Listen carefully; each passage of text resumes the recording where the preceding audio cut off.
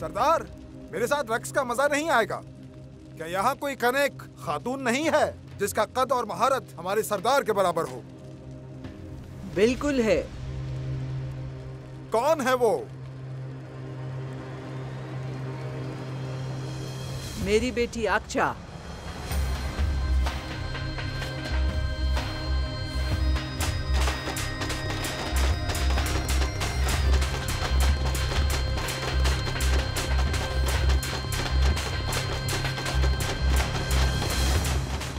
तुम्हारी तलवार की महारत तो देख ली है सबने, अब अपनी रक्स की महारत भी दिखाओ।